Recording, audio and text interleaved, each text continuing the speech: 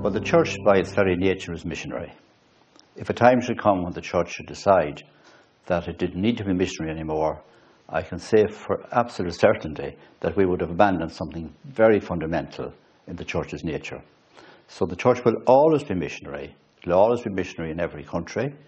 It's missionary in our country, and it's missionary in countries which are receiving our missionaries. All of us are engaged in a common task, which is to bring the message of the good news to the nations of the earth.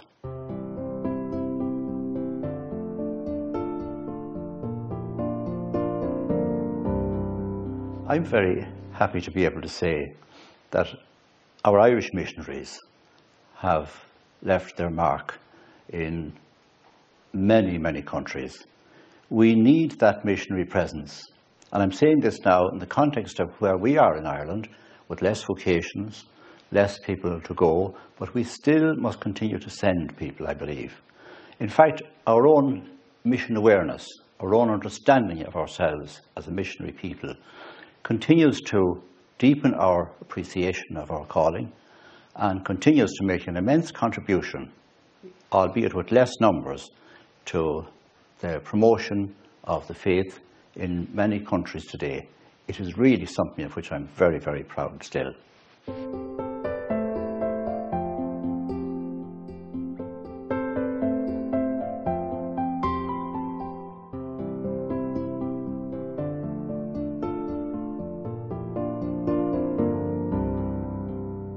Well, I'd like to say firstly that being in a recession doesn't actually make an immense difference to the missionary work of the church. Pope Benedict has been saying that the greatest hunger in humanity, in the hearts of people, really is hunger for God. There is a huge hunger, of course, for food. There's a huge hunger for all the basic necessities of life. But fundamentally, the hunger for God is more deep still. And I can remember Cardinal Basil Hume talking about that very movingly when he had a memory of a child pointing at his mouth, saying that, I need food, and rubbing the Cardinal's hand at the same time, saying, I need love. He needed food, yes, but even the child seemed to realize that there was something more important, something greater still that child needed. We need God.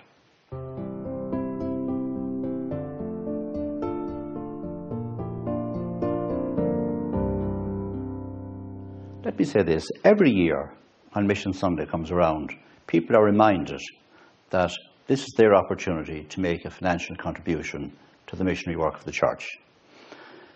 The Society for the Pontifical Missions accounts for every single euro that's contributed in our churches. It all goes to a specific and identifiable places where the gospel is being proclaimed. That's a very practical way in which we actually fulfill that call of the gospel to proclaim the good news to the ends of the earth.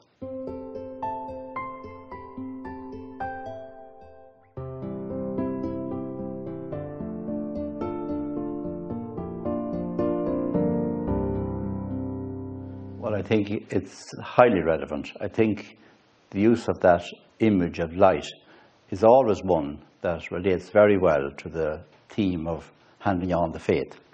And probably in the world in which we're living now, it is never more so, because there's no denying that for a variety of reasons, including, of course, the fact that the world is in the chaotic state in which it is with its financial problems, there's no doubt we have a sense of being somehow floundering in the darkness. We need direction, and that's what Pope Benedict is trying to offer us all the time. Very specifically, I think, the call of the gospel at the present time to proclaim that there is light in the midst of darkness is a very missionary one. And I think we should be grateful that Pope Benedict has called us to see it in that light in this particular year.